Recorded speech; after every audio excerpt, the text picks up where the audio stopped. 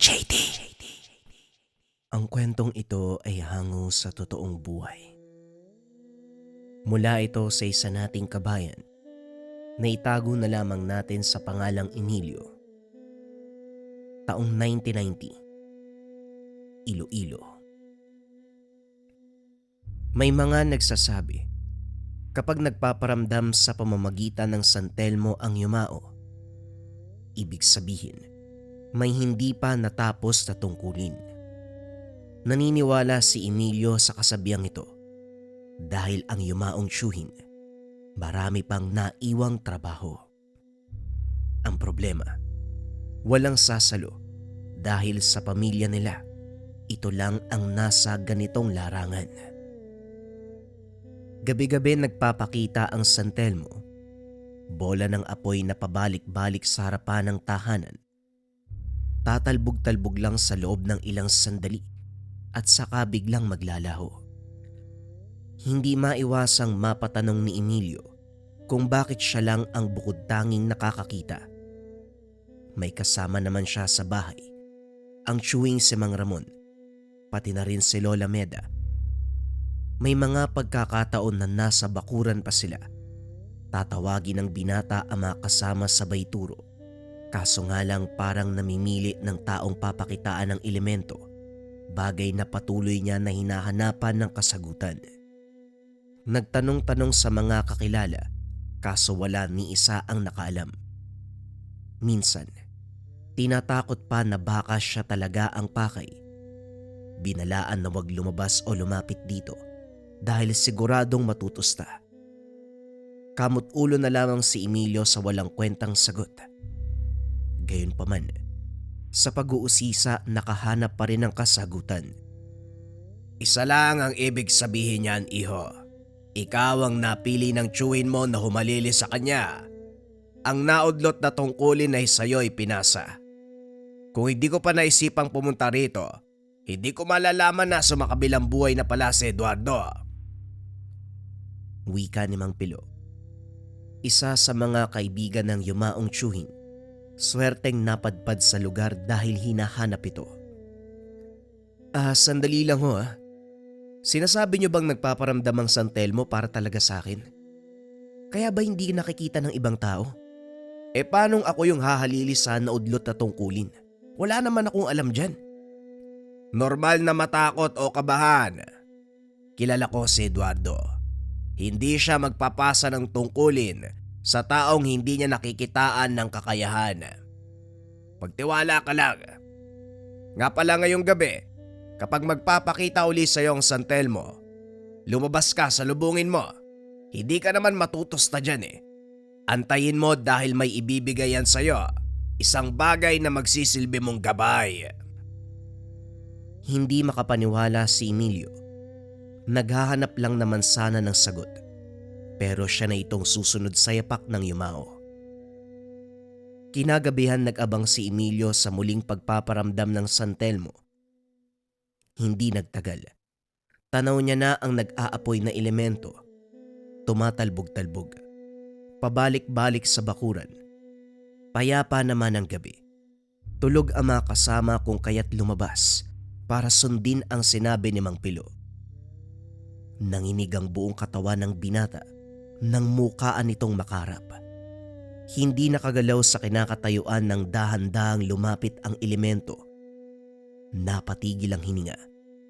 Pero nagulat nang unti-unting gumaan ang pakiramdam. Bolang apoy ang umaaligid, pero hindi ito nagdulot ng anumang init. Banayad, payapa, matiwasay ang hatid. Inilahad niya ang kamay nang huminto sa harapan. Sumiklab ang apoy na parabang sumabog. Kasabay ng pagkawala ay ang paglitaw ng nagbabagang bato, kunot noong tinitigan. Ito nga ba yung sinasabi ni Mang Pilo na ibibigay ng San Telmo? Ano ba yan? Bato? Baga? Nagbabagang bato? Ano ba talaga to? Tinignan ni Emilio ang paligid pero hindi na mahagilap ang elemento. Pumasok na rin ang tahanan at sa silid pinagmasdan ng bato. Sa paglipas ng oras, Unti-unting nawala ang baga. Naging mapulang bato na lamang. Hindi kalakihan.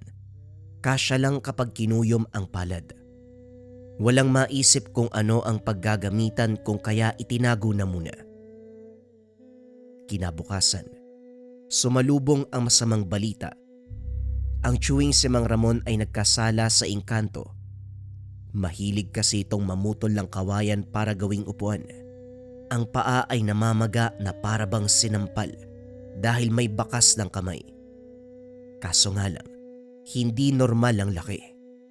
Mas malaki pala ang kamay ng engkanto kaysa tao, ano?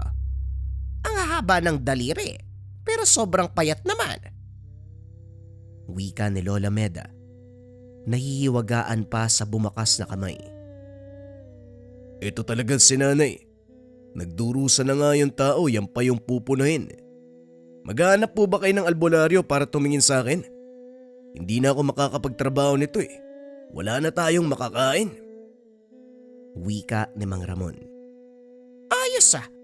Ikaw tong padalos-dalos sa gubat na nagre-resulta ng pagiging mangmang. Tapos ako'y mapeperwisyo para maghanap ng manggagamot. Aba, tadyakan kita eh. Alangan naman, hayaan niyo ako sa ganitong kondisyon.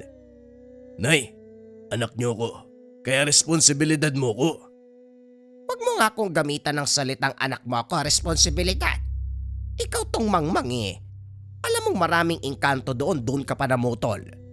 Buti nga yan ang ginawa eh. Hindi ka dinakip, dinala sa mundo nila. Mas mabuti nga sana yon para mawala yung perwisyo dito sa bahay. Matanda na pero hindi nag-iisip, sayang yung utak na binigay sa'yo. Hindi maiwasang matawa ni Emilio sa usapan ng tiyuwing at lola. Sumingit na rin siya para hindi na humaba ang pagtatalo ng dalawa. May dala siyang pinakuluang dahon ng sambong. Isa ito sa ginamit ng yumaong albularyo. Ganito rin ang ginagawa bilang unang lunas. Mabuti pa tong pamangkin ko may pakialam pa. Samantalang yung nanay ko na nagluwal sa akin, puro sermon ng ambag.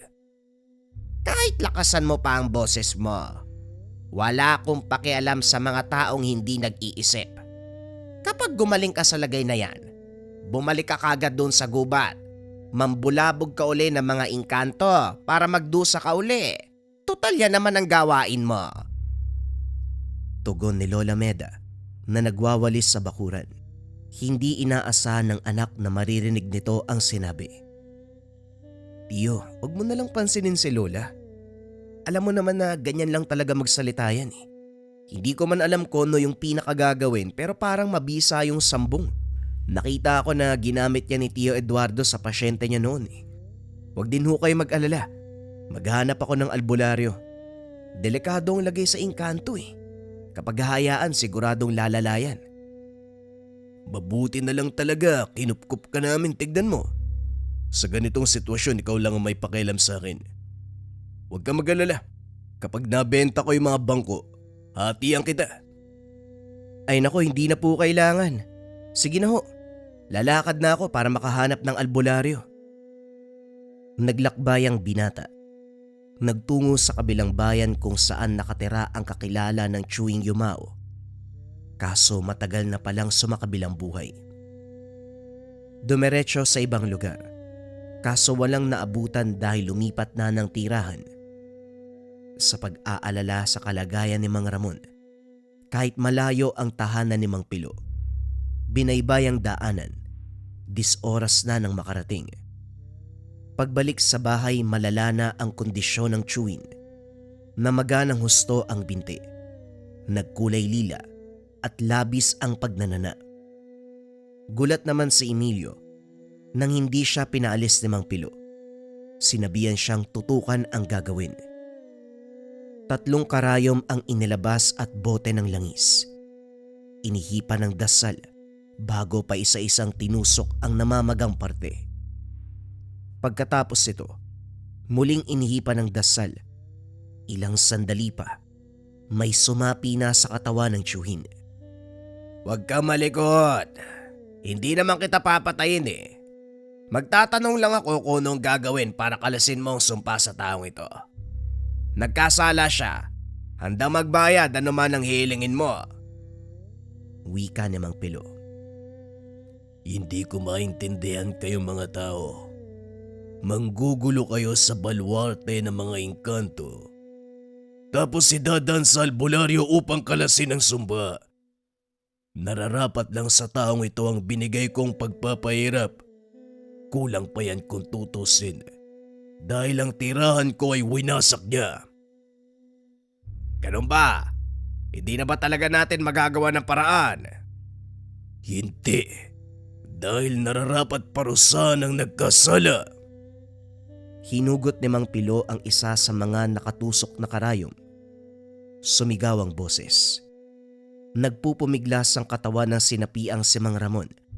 Nakiusap ito na wag saktan. Kaya nga nagtatanong ako kung ano ang gagawin para mapatawad ang taong to. Bastos ka kung sumagot kaya pinatikim kita. Oo na, tatanggalin ko sa pa. Basta wag niyong kalimutan ng alay. Sasagot ka rin naman pala, pinapatagal mo pa yung sitwasyon. O siya, gagawin namin yon. Siguraduhin mo lang, kakalasin mo yung sumpa. Dahil kung hindi, magkikita ulit tayo. At kapag nangyari yon, papatayin kita. Hinayaang makalis ang sapi sa katawan ng pasyente. Tinapos ang ritual sa pamamagitan ng paghugot ng karayom. Unti-unting humupa ang pamamaga, makaraan ang ilang sandali. Pinainom din ng isang kutsarang langis upang maghilom ang pinsala sa loob. Sa bakuran, seryosong nag-uusap sina Mang Pilo at Emilio. Nagpapasalamat ang binata sa tulong nito. Nagtatanong din kung bakit kinakailangan niyang saksiyan ang buong proseso. Sumagot si Mang Pilo. Dahil ganon ang pamamaraan ng tiyuhin mong si Eduardo. Kinakailangan mong matutunan ang bagay na yon dahil sa susunod na merong mangangailangan, ikaw ang sasaklolo. May tungkulin din ako sa lugar namin, kaya sa lugar na ito, ikaw ang tatayong albularyo. Ganong pamamaraan lang ang dapat mong matutunan, kagaya ng sa tiyuhin mo. Maiba nga po tayo. Nagkatotoo po yung sinabi mo tungkol sa San Telmo. Ano po bang gagawin ko sa batong yan? Inilahad ni Emilio ang bato. Napangiti si Mang Pilo. Napangiti si Mang Pilo sabay tapik sa kanyang balikat. Hindi to bato, iho. Magmula sa araw na ito, tatawagin mo yang mutya ng San Telmo. Ito ang gagabay sa'yo sa larangan. Magdidikta ko ano ang gagawin. Kung ano ang hakbang ng naaayon sa sitwasyon. Ha? Teka lang naman ho, sigurado po ba kayo talaga? Ako ang papalit kay Tio Eduardo. Ano bang malay ko dyan? Kaya nga nandito ang mutya ng San Telmo. Dahil ito ang magsisilbi mong gabay. Iho, wala ka dapat ipag-alala dahil sa larangang ito. Hindi ka papabayaan kung mamahalin mo ang nakaatang na tungkulin. Napabuntong hininga si Emilio. Pinag-isipang mabuti ang desisyon. Kung tutuusin, ito rin ang gusto. Maging albularyo katulad ni Tio Eduardo. Dati patago siyang kukuha ng gamit. Gagayahin ang ginagawa nito. Hindi lang gumagana dahil wala pang kaalaman. Kapag may pasyenteng darating, lalo na ang pinaparusahan ng elemento, hindi siya nawawala sa tabi, tahimik na manonood. Kung kaya't pamilyar ang iilan sa pamamaraan ni Mang Pilo kanina, hindi nga lang nakilala kagad dahil matagal na panahon na nung nasaksiyan. Ngayon ay may pagdadalawang isip. Hindi sigurado kung magagawa ng tama ang tungkulin. Kahit sabihin ni Mang Pilo na meron siyang gabay, may pag-aalangan pa rin. Hinayaan muna sa tabi ang mutya ng San Telmo. Pinalipas ang mga araw. Gustong bigyan ng oras ni Emilio ang sarili para makapag-isip kung ito nga ba talaga ang gusto. Hindi naman siya bigo dahil tinulungan ng pagkakataon na makapagpasya. Sa paglalakad papunta sa balon para mag-igib, isang bata ang nangisay matapos wasakin ng punso. Bigla na lang din nawalan ng malay. Otomatikong kumilos para tulungan ito. Dinala sa tahanan upang doon agapan. Parang may sumaping ibang tao sa katawan ni Emilio. Nang makuha ang gamit ng chewin, walang kahirap-hirap na ginawa ang proseso ng panggagamot. Tinusok ang 3 karayom sa talampakan. Binasa ang libreta na binigay ni Mang Pilo. Pagkatapos, maririnig mula sa bata ang boses ng duwende. Nakikita din ni Emilio ang mismong wangis nito. Matanda, kulubot ang muka. Masama ang titig sa kanya. Nauna pang magtanong. Hoy! Anong kailangan mo? At talagang pinatawag mo pa ako? Pagpasensyahan mo na sana yung ginawa ng bata. Wala naman siyang masamang intensyon eh. Sadyang mangmang sa bagay katulad ng punso. Huwag yun na sanang ituloy yung pagpataw ng parusa. Patawarin nyo na yung bata. Aba! Sino ka naman para pagsabihan ako? Hindi tayo magkakilala para basta kang magdikta. Alam nyo naman siguro ang ibig sabihin ng 3 karayom, hindi po ba? Kapag bubunutin ko yan, ano kaya sa tingin mo mangyayari? Makikita ang takot sa mukha ng duwende. Lumambot ng masipatang mutya ng San Telmo. O sige, hindi ko na itutuloy ang pagpaparusa. Bibigyan ko lang sana ng matinding lagdat. Pero hindi na. Yang mutya mo, malakas ang bisa. Nararamdaman ko ang init. Malulusaw ako. Pakawalan mo na ako. Hindi ko naman itutuloy ang bala ko, pangako yan. Siguraduhin mo lang natutupad ka sa usapan, ha? Sige na, maaari ka nang umalis. Matapos ng usapan, hindi makapaniwala si Emilio nang mapagtanto. Napatitig sa mga palad na kusang kumilos ng naayon sa sitwasyon. Napalingon siya nang marinig ang boses ni Mang Pilo. Kita mo na. Ito ang sinasabi ko. Hindi mo kailangang kabahan dahil sagot ka ng gabay mong mutya. Mang Pilo, kung talagang ako ang pinili ni Tio Eduardo nang malilis sa kanya, sa tingin ko handa na ako. Gagamitin ko ang lahat ng kakayahan. Magpapatulong sa mutyang gabay. Pero may tanong po ko. Anong hindi niya natapos? Yun naman ang silbi kung bakit ako papalit sa kanya. Tapusin ang hindi natapos. Pero ano po yun? Napaisip si Mang Pilo. Wala ring ideya kung ano nga ba ang naudlot sa gawain ng yumao. Sinamahan na lamang ang binata sa pagtuklas. Hiwalay ang tahanan ng yumaong albularyo. Hindi rin nangengialam si Mang Ramon at Lola Meda kung kaya't walang sagabal. Hinalungkat ang gamit, kaso walang makita na maaaring magturo kung ano ang hindi natapos na gawain. Gayunpaman, hindi tumigil hanggang sa paglipas sa mga araw. Ang sagot na mismo ang lumapit. May pasyente si Tio Eduardo na isang ginang.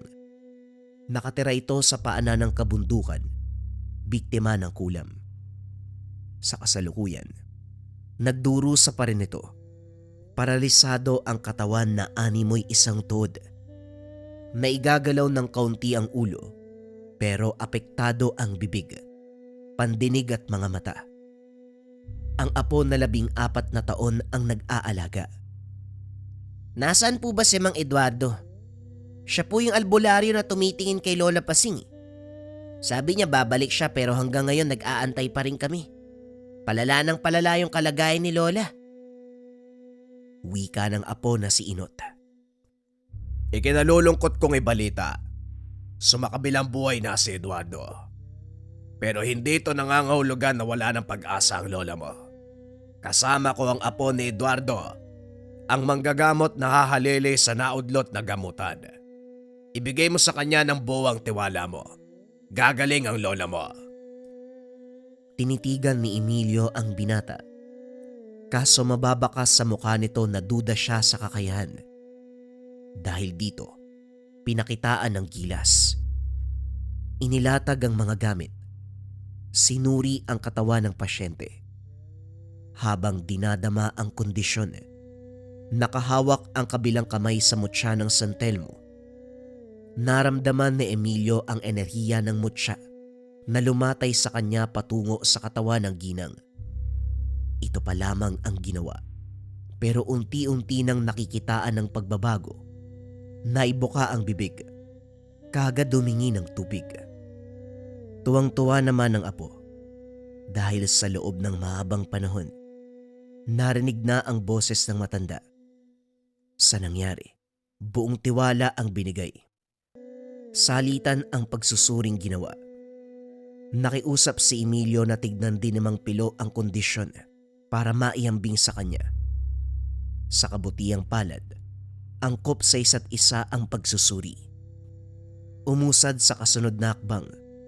Sa pagkakataong ito ginamit ang 3 karayom. Si Mang Pilo mismo ang nagmungkahi na wag nang idaan sa ritual kung saan kakausapin ang espiritual na kamalayan ng mangkukulam. Diretso na upang mapadali. Inaalala ang kalagayan ng pasyente. Sa sandaling itutusok na ang karayom sa balat, nagulantang ang lahat sa pagsulpot ng grupo ng mga uwak. Naglalabas-masok sa bahay.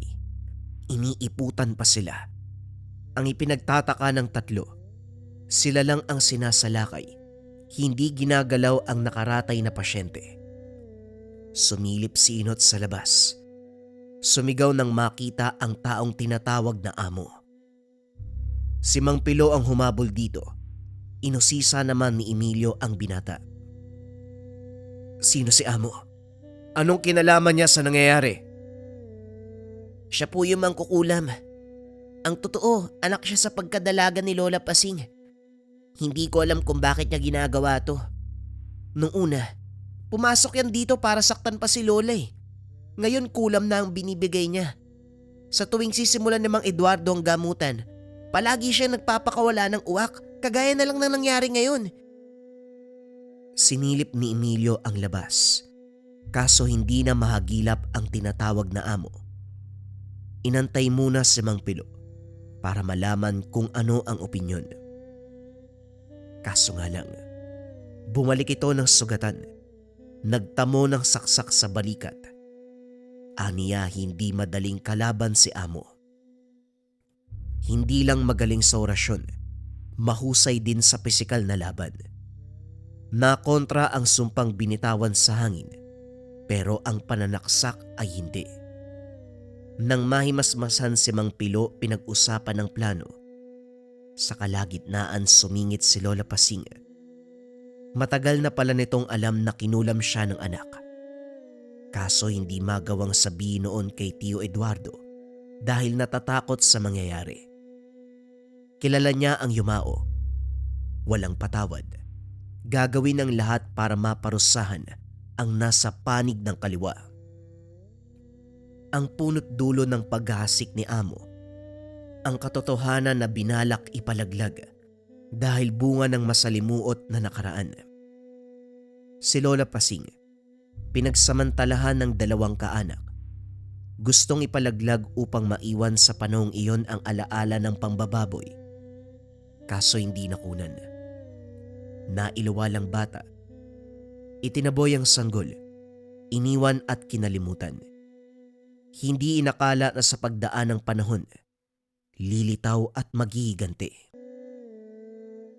Nung una nakakayanan pa naman dahil pisikal na pananakit lang.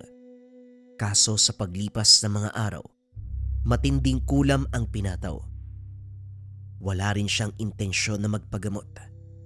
Bukal sa puso na tanggapin ang sasapitin dahil gumaganti lamang ang anak sa mali niyang ginawa. Subalit si Tio Eduardo na kababata, hindi papayag na makita siyang nagdurusa, lalo pat minsan na siyang tinulungan. Nangako itong gagamutin at tatapusin ang panggugulo ni amo. Subalit sa kasamaang palad, sumakabilang buhay ito. Gulat na napatitig si Emilio sa isa pang revelasyon. Ang pumatay kay Tio Eduardo, walang iba kung hindi si amo. Hindi kulam ang ginamit sa pagkitil kung hindi patalim. Umakma dahil naabutan ang tiyuhin na puno ng saksak nung araw Walang makitang salarin kaya pinagpalagay na lamang na tinambangan ng magnanakaw. Yung pala ay sinadyang patayin. Si Lola Pasing ang humingi ng tawad pero wala sa posisyon si Emilio na tanggapin ito. Dahil ang tao kung kanino nagkasala ay sumakabilang buhay na. Pasensya na Lola Pasing. Hindi ko matatanggap ang paghingi mo ng tawad. Bukod sa hindi ikaw ang dapat na hihingi nito, wala na si Tio Eduardo para magpatawad. Pero sana ako, mapatawad mo ko. Emilio, may binabala ka ba? Tandaan mo, hindi ka pwedeng magpadalos-dalos. Wala po kayong dapat ipag-alala dahil kalkulado ko ang magaganap. Mang Pilo, ikaw muna ang bahala kay Lola Pasing. Isagawa ang ritual para tuluyan siyang gumaling. May pupuntahan lang ako sandali. Babalik ako sa oras na matapos ang sadya. Hindi na nagantay pa ng sagot si Emilio. Dali-daling lumabas. Pumwesto sa bahaging hindi madaling makikita. Inabangan niya si Amo. Alam niyang nasa paligid lang ito. Nararamdaman niya ang presensya. Hindi maunawaan ni Emilio ang sarili. Pinaghalong galit at paghihiganti. Maging ang mutyang hawak ay nagliliyab sa labis na init. Patawarin sana ako ni Tio Eduardo sa gagawin ko. Gusto ko lang turuan ng leksyon ng taong yan. Nang makita si Amo, hinanda ni Emilio ang sarili sa pagsugod. Pumwesto ito sa kakawyan. Napansin ni Emilio na sumasambit ng orasyon. Dali-dali niyang kinontra sa pamamagitan ng dasal. Makikita sa reaksyon nito ang pagtataka. Panay lingon, hinahanap kung saan nagmula ang pagkontra. Dahil hindi makita, sumubok muli ng orasyon. Kinontra pa rin ni Emilio. Hindi may tatanggi na medyo nahirapan dahil habang tumatagal, palakas ng palakas ang binibitawan ni Amo. Gayunpaman, sa lakas ng mutya ay nakayanan. Subalit ito rin ang dahilan kung bakit siya nakita. Hoy! Sino ka? Lumabas ka dyan! Ang lakas ng lobong kontrain ako ah. Mahusay ka ba? Wala ka sa lugar ah. Wala ring lugar sa akin, yung mga kagaya mong tao. Sarili mong nanay, pinahihirapan mo. Alam ko na. Kasama mo yung matanda na humabol sa akin kanina. Kumusta yun? Boy pa ba? Bago mo kumustahin yung iba, tanungin mo muna yung sarili mo kung mabubuhay ka pa. Kung makapagsalita ka, akala mo kung sinong biyasa. Batay sa pananalita at galaw mo, siguradong baguhan ka lang. At batay din sa nakikita ko, hindi mo pa nararamdaman kung gaano ko kalakas. Bakit hindi mo pagbatayan kung paano ko kinontra yung orasyon mo? Napahugot ng hininga si Amo. Taas noong humarap kay Emilio. Humakbang palapit. Nag-iwan ng iilang distansya. Walang imik pero nag-uusap ang titig sa bawat isa. Nang bumigkas si Amo, hindi nagpauli si Emilio. Maigpit ang hawak sa mutya ng San Telmo. Nag-ihip ng dasal. Direktang tumama sa kalaban. Bumangon si Amo. Hindi makapaniwala sa tumamang lakas. Umuusok ang kanyang katawan na parang tinamaan ng apoy. Bagyang dumugo ang bibig. Gayunpaman ay ngumisi sabay pakawala ng orasyon. Sa pagkakataong ito ang mutya ng San Telmo ang hinarang. Kaso nga lang, bumalik lamang sa kanya ang pinakawalang atake. Tumilapo ng napakalakas. Nahirapan sa pagbangon. Gusto ko lang din sanang malaman mo na hindi lang ito patungkol kay Lola Pasing, kundi sa tiyuhin ko na pinatay mo. Siguradong natatandaan mo pa ang albularyong si Eduardo. Nag-angat ng tingin si Amo. Nang maalala ay bigla itong humalakhak. Napatigil lang mapaubo ng dugo. Kung kaanak mo yung lintik na albularyo na yun. Nahirapan ako dahil sa nalagay niyang pananggalang ah. Mabuti na lang, Napatay ko kasi kung hindi... Hindi na pinatapos ni Emilio. Pinaulan na ng suntok. Makikita ang pagliwanag ng kamay ni Emilio na para bang nagbabagang apoy. Bawat dapo ng suntok, matindi ang iniiwan na epekto. Unti-unting nalulusaw ang espiritual na kakayahan ng kalaban. Makikita rin ang bawat usok sa pagtama ng kamao. Hindi naglaon bumulagta na lamang ito. Bubugbugin pa sana ng todo para maramdaman ang paghihiganti. Kaso nga lang natigilan siya ng tawagin ni Mang Pilo. Naroon din si Lola Pasing. Dinala sa tahanan ang katawan ni Amo. Tahimik silang nakaupo sa sulok habang nagluluksa si Lola Pasing. Sa lala ng pinsalang tinamo, nalagutan ng hininga. Inantay ni Emilio kung kailan siya susumbatan ng matanda. Kaso sa halip na yon ang mangyari, nagpasalamat pa ito. Hindi dahil gustong mawala ang anak, kundi dahil malalagay na sa payapang lugar at tuluyang matutuldukan ang kasamaan. Lola Pasing, kung ano't ano man ang nangyari, gusto kong humingi ng pasensya. Tumango lamang si Lola Pasing. Walang salita na maririnig mula sa kanya.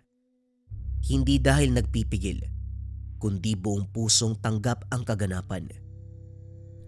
Pagdating ng tahanan, nagpa siya si Emilio kung ano ang gagawin.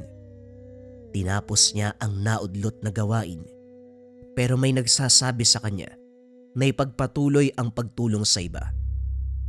Sumang-ayon naman si Mang Pilo. Para sa kanya, mas mainam na may sumunod sa yapak ni Tio Eduardo. Sa gabay ni Mang Pilo, tuluyang ginampanan ng binata ang pagiging albularyo. Naging madali dahil pinagaan ng mutya ang lahat ng gawain. Suportado naman siya ni Mang Ramon at Lola Melda. Sila ang katuwang sa mga araw na marami ang dumadayo. Sa awa ng Diyos, masusuri ang lahat sa mismong araw kahit gaano karami. Paminsan-minsan, bumibisita si Mang Pilo para kumustahin ang ganap sa buhay ng binata. Sa parte ni Emilio, hindi siya makapaniwala sa takbo ng pangyayari. Nagsimula sa simpleng pagtatanong kung ano ang kahulugan ng pagpapakita ng San Telmo, pero umabot na sa puntong ito. Hindi rin nagsisisi sa pagtanggap ng kapalaran. Hindi lang nabigyan ng hustisya ang pagkamatay ni Tio Eduardo. Nakatulong pa siya sa kapwa sa pamamagitan ng pagkontra ng parusa na tinamo sa iba't ibang elemento at nilalang, maging sa kapwa-tao. Kaya naman buong puso niyang tinanggap, buong puso niyang isinabuhay ang pamana sa kanya. Ang San Telmo ng yumaong albularyo. Bagong istorya pa rin ang kasunod mga kabayan. Ito ay tungkol sa lantawan ng kapre. Simulan na ang kwento. Ang kwentong ito ay hango sa totoong buhay. Mula ito sa isa nating kabayan na itago na lamang natin sa pangalang Josefina. Walang eksaktong taon. Las Piñas. Sa liblib na lugar, may mga bahay na hindi basta tirahan lamang. May mga bahay na sa unang tingin ay ordinaryo. May matibay na dingding, malinis na pintura at bakod na maganda. Ngunit kung lalapitan mo ng masinsinan, mararamdaman mo may malamig na simoy ng hangin na dumadaloy mula sa loob, na para bang may humihinga sa mismong pader. May mga matang nakasilip sa bawat siwang. May mga yapak na hindi mo maririnig, ngunit siguradong naroon. Sa mga bahay na ito, minsan may mga nakatirang hindi lang ang mga taong nakikita ng ating mga mata, kundi pati na rin ang mga nilalang na matagal nang nananahan sa lupa bago pa man ito tayuan ng konkreto at bubong. Mga alaala ng nakaraan, mga sumpa ng kasaysayan, at mga nilalang na kailanman ay hindi umalis. Isa sa mga ito ang tinitirhan ni Josefina, isang simpleng babae mula sa Negros. Isang babae na walang ibang hangad, kundi magpatayo ng sarili niyang tahanan. Isang lugar na masasabing kanila. Isang pugad ng kanyang pamilya. Isang simbolo ng kanyang mga pinaghirapan at pangarap. Kaso nga lang ang hindi niya alam. Ang pangarap na ito ang mismong magdadala sa kanya at sa kanyang pamilya sa isang bangungot na kailanman ay hindi makakalimutan. Si Josefina ay 30 taong gulang, ikalawa sa 6 na magkakapatid. Lumaki siya sa baryo ng Negros na napapalibutan ng mga tubuhan. Ang kanilang ama ay magsasaka at araw-araw nakabilad sa init ng araw. Pawis ang puhunan para lamang may maiuwing ilang kilo ng bigas at kaunting pagkain. Ang kanilang ina naman, kasambahay ng isang mayamang pamilya, madalas wala sa kanilang bahay, umuuwi na lamang tuwing linggo. Halos sapat lamang ang kanilang kita para sa kanin at ulam. Minsan isang beses kung isang araw sila kumain. At sa bawat gabing nakaiga sa kanilang papag, pinagmamasdan ni Josefina ang butas-butas na bubong. Darating ang araw, hindi na natin kailangan mangutang para makakain. Magkakaroon ng sariling bahay, yung malaki. May sariling kwarto ang bawat isa. Hindi habang buhay ganito tayo. Wika ni Josefina sa isipan. Maaga siyang natutong mangarap nang higit pa sa nakikita niya sa paligid. Kung ang iba ay kontento na sa buhay sa kanilang baryo, siya ay tila tinatawag ng mas malaking mundo. Kaya sa edad na 20 naglakas loob siyang pumunta sa Maynila. Wala siyang sapat na pera at wala ring tiyak na trabaho. Hindi niya rin alam kung ano ang madadatnan niya sa lungsod ng Maynila. Ang tanging pinanghuhugutan niya lang ng lakas, ang kanyang pangarap para sa sarili, lalong-lalo na sa kanyang pamilya. Siya lamang ang nagkaroon ng lakas ng loob sa magkakapatid na sumugal sa syudad. Sa Maynila, hindi naging madali ang buhay para kay Josefina. Malayo siya sa pamilya at madalas mag-isa lamang. Nagtrabaho siya sa iba't ibang lugar. Minsan bilang tendera, minsan bilang tagalinis, hanggang sa nakapasok siya sa isang paaralan na pinamamahalaan ng mga madre. Dito niya nakilala si Ate Meng, isang negosyante na may kasosyong incheck. Nakalaunan pinakilala siya ni Ate Meng kay Lisa, ang kasosyo nitong incheck na may iba't ibang negosyo sa Pilipinas. Si Lisa ay mabuting tao, bukas palad at hindi madamot. Sa tuwing kumikita siya, ibinabahagi niya ito sa kanyang mga trabahante. Dahil dito pinasok ni Lisa si Josefina sa isa sa kanyang mga negosyo. Ang sahod ay hindi lang doble, triple pa kumpara sa noon. May mga pagkakataon na binibigyan pa siya ng extra. May mga bonus, regalo, minsan may mga ayuda pa para sa kanyang pamilya. Unti-unti nagkaroon ng sapat na ipon si Josefina. Nakapagpaaral siya ng mga kapatid. Nakabili ng mga gamit para sa kanilang bahay sa probinsya. Nakapag-supply ng mga gamot at vitamin sa mga magulang. At higit sa lahat, nagsimulang tuparin ang matagal niya ng pangarap, ang pagkakaroon ng sariling bahay. Matagal niyang pinangarap ang isang malaking bahay at nang dumating ang pagkakataon, naganap siya sa Las Piñas. Ito ang napili niyang lugar dahil malapit lamang ito sa kanyang pinagtatrabahuhan.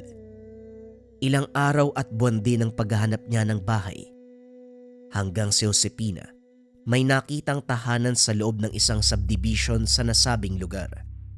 Malaki ang bakuran nito na pwedeng gawing parking lot. May malawak ding sala. Nasa 3 palapag ang bahay. Saktong-sakto para sa isang pamilyang galing sa probinsya na nangangarap ng magandang kinabukasan. Ngunit may isang bagay ang hindi gaanong pinansin. Ang isang malaking puno ng balete na nakatindig sa gilid ng bahay. Ang punong iyon ay napakalaki. May makapal na mga ugat na tila gumagapang pababa sa lupa. Sa tuwing ito ay lalapitan, tila may malamig na hangin na bumabalot dito. Ngunit dala ng pananabik, hindi na ito inisip ni Josefina. Dito na titira yung buong pamilya ko. Sa wakas, may bahay na kaming maitatawag na sa amin. Hindi na kailangan makituloy sa ibang kamag-anak. Lahat ng hirap, lahat ng sakripisyo sulit na sulit. Pangarap ko to mula pa pagkabata at ngayon natupad din. Wika ni Josefina. Aba, ang ganda nga, Inday Josefina. Malawak at presko ha. Siguradong matutuwa ang mga kapatid mo pagdating nila. Wika ni Yolanda. Ngunit sa likod ng kasiyahan, hindi nila alam na merong matang nakamasid mula sa mga kakaibang nilalang. Mga matang matagal nang nag-aabang ng bagong titira. Makalipas ang ilang araw, isa-isang lumuwas mula sa Negros ang kanyang pamilya upang manirahan sa bagong bahay. Sa umpisa ay puno ng kasiyahan, ngunit ilang buwan lamang ang nakalipas, nagsimulang magbago ang lahat. Ang halakhak na dati umaalingaw-ngaw sa bawat sulok ng bahay, unti-unting napalitan ng katahimikan. Ang mga ngiti sa labi ng magkakapatid, napalitan ng pag-aalala. Ang lahat ay tila nagbubulag-bulagan, umaasang lilipas din ang lahat. Kasama ng pamilya ni Josefina sa bahay si Yolanda, isang kasambahay na nanggaling din sa Negros. Sanay si Yolanda sa mga kakaibang bagay. Bata pa lamang siya, madalas nang makaranas ng mga pagpaparamdam. Sumapit ang madaling araw ng 3:00. Habang nagtatadtad ng bawang sa kusina, nakarinig siya ng mahinang yabag. Ang tunog ng yapak sa kahoy sa sahig ay malinaw na malinaw. Inday Josefina, ikaw ba yan? Walang sumagot. Sa paglingon niya nakita ang puno ng balete mula sa bintana. At doon sa gitna ng dilim, may 2 pulang liwanag na kumikislap. Yung mga matang nag-aabang. Ay Diyos ko, sana guni-guni ko lang to. Ngunit sa puso niya, alam niya na hindi siya nag-iisa. Hindi niya ito binahagi kay Josefina dahil baka isipin nitong nag-iimbento lang. Ayaw niyang madagdagan ang iniisip ng amo na abala nga sa trabaho at pagpapanatili ng maayos na buhay para sa pamilya. Kaya sa tuwing may mararamdaman siyang kakaiba, mga yapak sa sahig o kaya naman malamig na hangin mula sa kusina, tinatago niya na lamang ito sa sarili. Isang gabi, si Josefina mismo ang nakaranas ng kababalaghan. Maimbing siyang natutulog nang bigla siyang magising dahil may mabigat na nakadagan sa kanyang dibdib. Hirap siyang huminga, hindi maigalaw ang katawan. Sa gilid ng kanyang paningin may hugis taong nakatayo sa dulo ng kanyang mata. Malaki ang anino, mahaba ang buhok at nakatitig sa kanya. Hindi siya makasigaw at sa labas ng bintana, nakita niya ang pulang liwanag na nagmumula sa puno ng balete. Ano bang nangyayari sa akin? Bakit hindi ko magalaw yung katawan ko?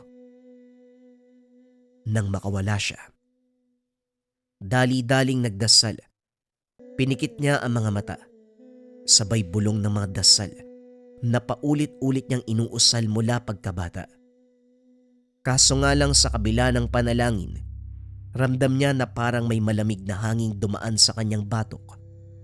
Parang may huminga sa mismong likuran. Isang gabi, ang bunsong kapatid ni Josefina na si Martin, 16 years old na galing sa banyo, madilim ang pasilyo. Habang naglalakad siya pabalik ng kwarto, napansin niyang bumukas ang ilaw. Manong? Tatay?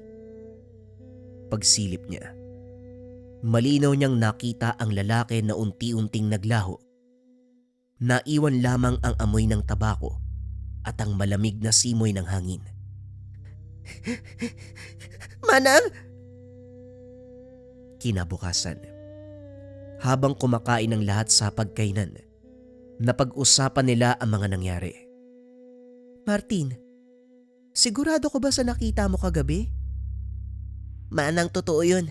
Yung malaking mata na nakaupo sa sala parang usok. Parang yung mata niya kulay pula. Sobrang laki, halos umabot sa kisame. Wika ni Martin. Hindi lang si Martin ang nakakita. Ako din ilang beses na. Sa puno ng balete. Kulay pula nagliliwanag. Napakabigat ng presensya tuwing 3:00. Wika ni Yolanda. Baka naman pagod lang kayo. O baka guni-guni nyo. Huwag yun ang palakihin. Hindi guni-guni, Josepina. May nakatira sa punong yan at hindi basta multo. Kapre ang nakita ko. Sigurado ako. Natahimik ang lahat. Magmula noon, mas madalas nang nagpapakita ang kapre. Tuwing gabi sa ilalim ng balete, may mga usok na lumalabas. May pulang liwanag. Ang minsan pa, maririnig ang malalim na tinig na parang humahagikik. Minsan din ay mararamdaman nilang parang may nakatayo sa labas ng bintana. Kahit nakasara ang kurtina, may anino silang nakikita na masyadong malaki para maging tao. Dahil sa sunod-sunod na mga kaganapan, nagpasya si Josefina. Ibenta na lamang ang bahay at magsimula muli ng panibago. Bagamat labis itong mabigat at masakit para sa kanya, pakiramdam niya, ito lamang ang tamang hakbang mula pa sa simula. Isang araw, dumating ang potensyal na buyer para sana bilhin ang bahay. Maganda ang bahay Malaki espasyo. Maganda sana. Ngunit habang nag-iikot sila, natahimik ang buyer. Josepina. Pasensya na. Hindi ko na itutuloy. Pasensya na talaga. Kagad siyang umalis nang hindi nagpapaliwanag. Kinagabihan kinausap ni Josepina ang buyer sa telepono. Habang nasa sala ako, may nakita akong anino sa hagdan. Isang giganting nilalang nakatingin sa akin. Hindi ko kinaya. Pagsapit ng gabi, habang natutulog si Josefina, muli niyang naramdaman ang bigat sa dibdib. Hindi siya makagalaw at sa gilid ng kanyang tenga, may boses na malalim. Umalis kayo. Umalis kayo dito. Nagising siya ng pawis na pawis. Nanginginig at halos mawala na ng boses. Kinabukasan, kinausap siya ni Yolanda. Inday, Josepina, kailangan nating gumawa ng paraan. Hindi ka maniniwala, pero may mga nilalang na hindi basta nagpapahintulot na may tumira sa kanilang teritoryo. Lalo na ang bahay mo, tinayo malapit sa kanilang pugad. Hindi ko alam kung anong gagawin eh. Pangarap ko yung bahay na to, pero parang bangungot yung kapalit. Magmula noon, hindi na nila matatakasan ang mga pagpaparamdam, sapagkat ang bahay na yon ay hindi lang basta tinayuan ng tao. May matagal nang nakatira. Isang nilalang na hindi basta-basta mapapalis. Kapag ang isang bahay ay hindi tahimik, kagad mong mararamdaman na may mabigat na presensyang naninirahan dito. May mga kaluskos, may mga liwanag, may mga presensya na parang humahabol sa bawat paghinga mo. At sa bahay ni Josefina, ang mga pagpaparamdam ay hindi na basta simpleng kaluskos o liwanag sa dilim. Ito ay naging lantaran, nakakapanindig balahibo. Isang gabi, sabay-sabay na natutulog ang pamilya sa kani-kanilang mga kwarto nang bigla na lamang nagbukas ang lahat ng ilaw sa bahay. Nataranta ang lahat. Lumabas ng mga kwarto. Manang! Manang! Sinong nagbukas ng ilaw? Pagdating sa sala, paulit-ulit pa rin ang nangyayari. Sa gitna ng ingay, nakarinig sila ng malalim na boses. Umalis kayo! Umalis kayo! Natigilan ang lahat. Nagsiksikan kay Josefina. Kinabukasan hindi na kinaya ni Yolanda. Nilapitan niya si Josefina habang nag-aalmusal. Josefina, hindi na to basta pagpaparamdam. Lantaran na siyang nagpapakita kung hindi tayo kikilos. Mamamatay tayo dito eh. Anong gagawin natin? Maghahanap uli ako ng buyer. Ibenta natin uli yung bahay. Sinubukan mo na hindi ba? Pero bawat bibili tinataboy nila. Ayaw nilang may ibang nakatira dito. Hindi lang basta kapre, kundi tagabantay ng lupang kinakatayuan nyo, yung nilalang na nandito. Nang gabing yun, nagkaroon si Josefina ng bangungot. Nakita niya ang sarili, nakatayo sa harapan ng punong balete. Sa itaas, may isang higanteng nilalang na kulay pula ang mga mata. At ang usok, parang ulap na bumabalot sa katawan. Sa amin ang lugar na ito. Umalis kayo hanggat kaya pa naming magtimpi. Biglang bumagsak ang lupa. Naramdaman ni Josefina na para siyang nilulubog. Nagising siya na basang-basa ng pawis. Hingal na hingal. May pasa ang kanyang braso. Parang may humawak ng maigpit habang siya ay natutulog. Hindi lamang bangungot ang naranasan nila. Isang gabi, si Martin ay biglang sumigaw sa kanyang kwarto. Pagpasok nila Josefina, nakita nilang duguan ang kuko ng binata, parang kinalmot ng napakalaking kamay. Manang, may umawak ko sa akin. Ang laki po ng kamay. Hindi po ako makawala. Maigpit po yung hawak niya. Kagad dinala si Martin sa pinakamalapit na ospital. Subalit laking gulat ng mga doktor. Wala silang mahanap na paliwanag kung paanong nagkaroon ng ganong kalalim na galos. Hindi ko na alam yung gagawin ko. Pangarap ko pa namang magkaroon ng ganitong bahay. Pero bakit ganito yung kapalit? Josefina, minsan hindi lahat ng pangarap dapat tinutupad eh. Yung puno ng balete hindi dapat basta pinuputol. Hindi dapat basta tinatabihan. May bantay sa lupaing iyan. At kung minsan, hindi sila aalis. Kung kapre lang yan, kakayanin yan. Subukan nating lumapit sa barangay o sa albularyo. Wika ni Jeric, isa pa sa mga kapatid. Hindi yan ganun kasimple. Hindi lang basta kapre. Teritoryo nila ang lugar at marahil may dugo ng sakripisyong naganap noon pa. Isang linggo ang lumipas. Habang mahimbing na natutulog ang lahat, nagising sila sa malakas na kalabog mula sa kusina. Tunog ng mga plato at basong nababasag. Pagbaba ay nakitang nagkalat ang lahat. Sa gitna ng kaguluhan, may itim na anino sa sulok. Hindi tao. Masyadong malaki at masyadong mabigat ang presensya. At sa bawat hakbang, nanginginig ang buong sahig. Umalis kayo. Sa akin ang lugar na to. Dumilim ang buong lugar. Napasigaw na lamang lahat sa tahanan. Kinabukasan halos hindi na makapagsalita si Josefina. Nanginginig ang kanyang mga kamay. Hindi na tayo ligtas dito. Hindi pera ang kapalit ng buhay natin. Umalis na tayo. Kahit gustuin, hindi pa rin maibenta ang bahay. Lahat ng bumibili ay tinataboy. Lahat ng nagtatangkang pumasok ay nakakaranas ng kakaibang presensya. Kapag ang isang lupa ay minarkahan ng mga nilalang, mahirap na itong bawiin. Para kay Josefina, ang bahay na kanyang pinangarap ay unti-unting naging isang kulungan.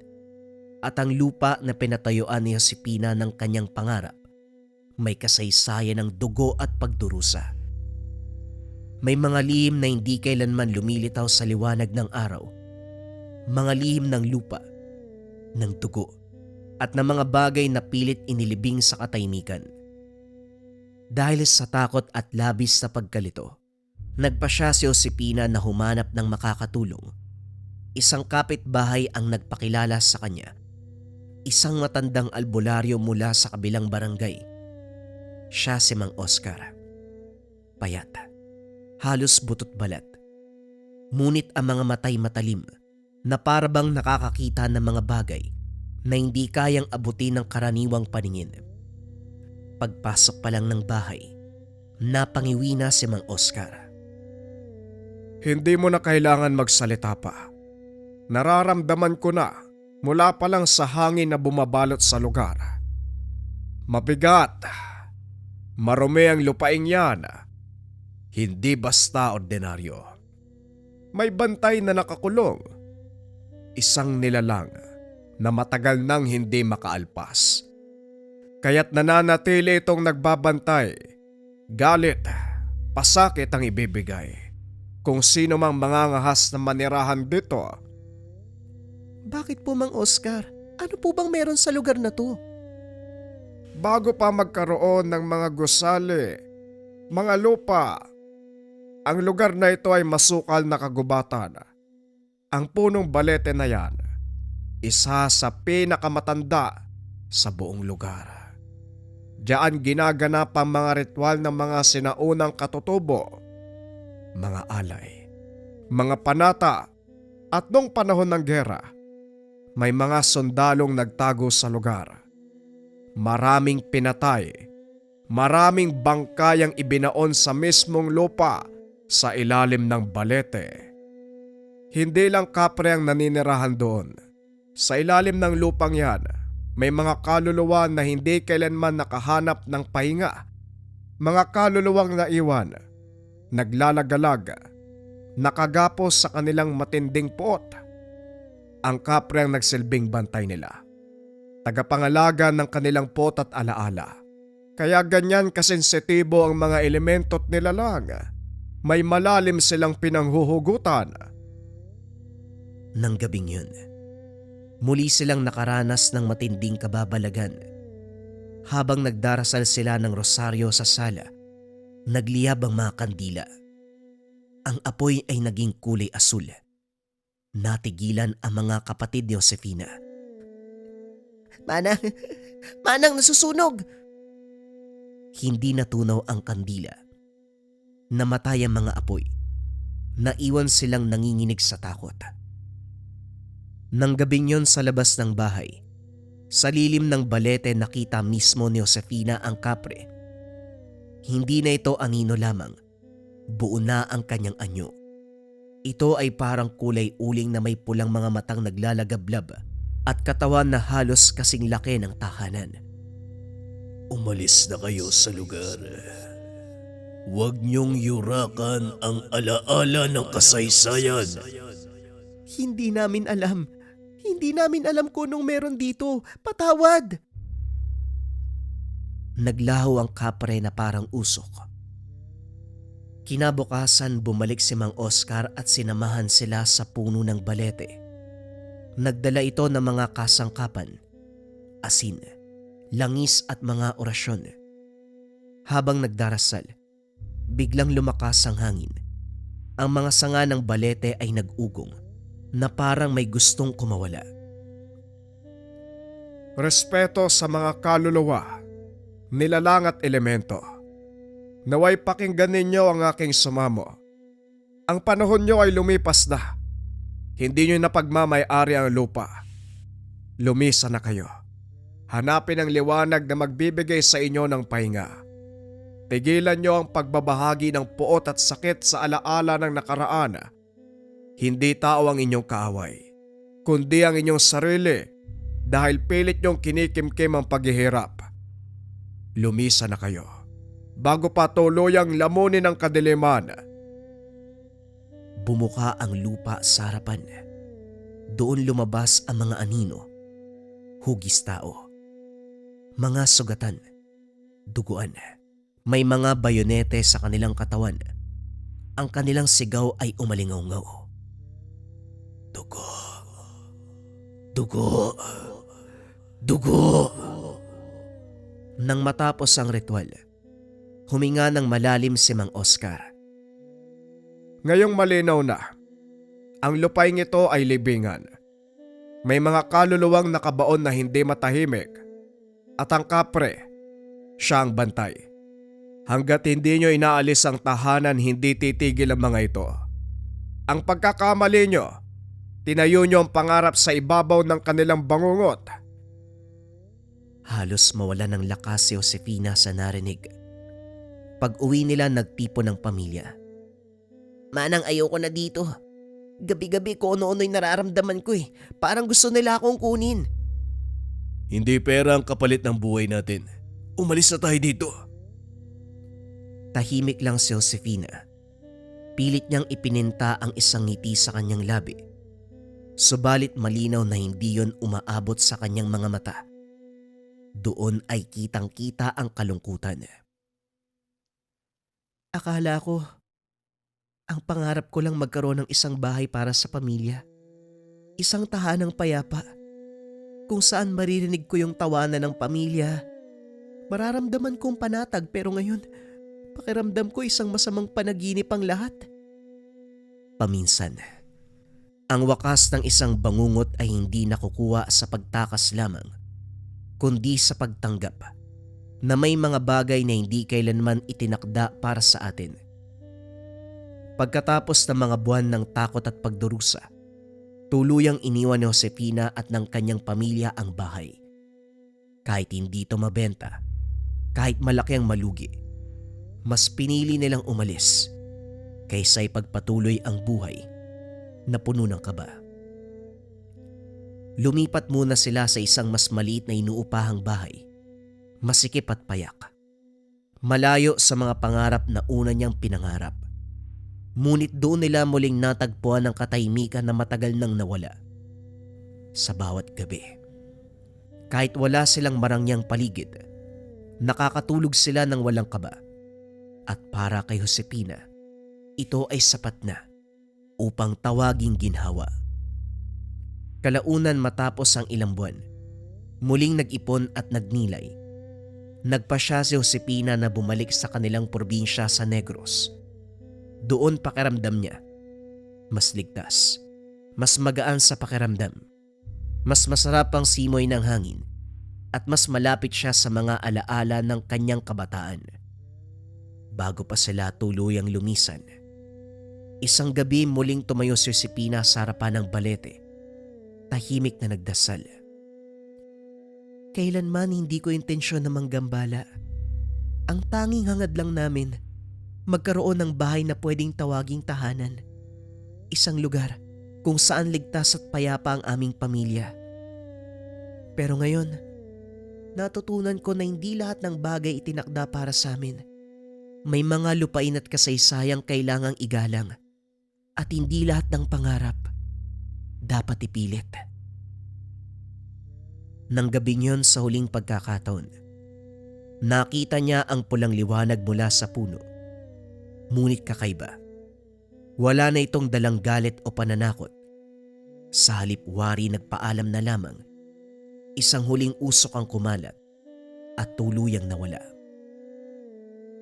Makalipas ang ilang taon, nang siya'y muling bumalik sa subdivision upang dumalaw sa isang kaibigan, muling nabuhay sa kanyang alaala ang lahat ng kaganapan.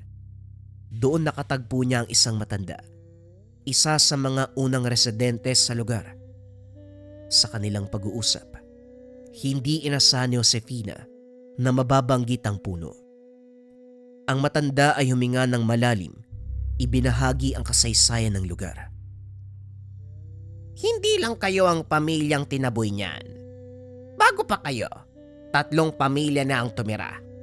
At lahat sila, bigla na lang umalis. Yung iba walang paliwanag. Yung isa, halos hindi na makausap sa takot. Pero ang pinakamatindi, isang pamilya, hindi na nakalabas ng buo. Nanindig ang balahibo ni Josefina.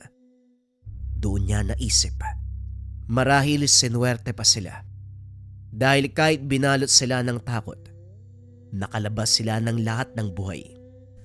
At mula sa karanasang ito, natutunan ni Josefina ang isang mahalagang aral na hindi lahat ng pangarap ay kailangang itayo sa mataong lugar, sa malaking bahay o sa magarang subdivision. Mas mahalaga ang kapayapaan kaysa karangyaan. At ang isang tahanan ay hindi sinusukat sa lapad ng haligi, kundi sa tibay ng pagmamahalan at kaligtasan ng pamilya. Ngayon sa kanilang bahay sa Negros, simple man at malayo sa syudad, tahimik at payapa ang buhay ni Josefina at ng kanyang pamilya. Walang kaluskos, walang takot, walang panganib na mula sa mga elemento. Naranasan niyo na bang makulam? Parang tigalpo, palipad hangin, usog, o kahit anong masamang uri ng sumpa? Naghahanap ba kayo ng pangontra sa mga nabanggit mga kabayan? At merong kasamang rebuelta. Narito yung Maracuyo bracelets natin. We have 2 colors available, glossy black and brown. Sobrang nagte-trending ngayon yung Maracuyo mga kabayan kasi maganda yung bisa niya. Una, nandyan na yung pangontra espiritual at nandyan din yung tinatawag nating rebuelta. Yung rebuelta kasi mga kabayan, kung ano man yung sumpa na ibinigay sa inyo, ibinabalik doon sa taong nagbigay. Yan ang bisa ng ating Maracuyo bracelet. So kung meron kang nakasagutan, nakaaway, o kung naranasan mong masumpa mga kabayan at nangangailangan ka ng depensa para sa mga nabanggit, subukan mo ang Maracuyo bracelet. Para sa lahat ng interesado, i-search lang ang shop ng Lika Merchandise. Mag-ingat sa mga scammers.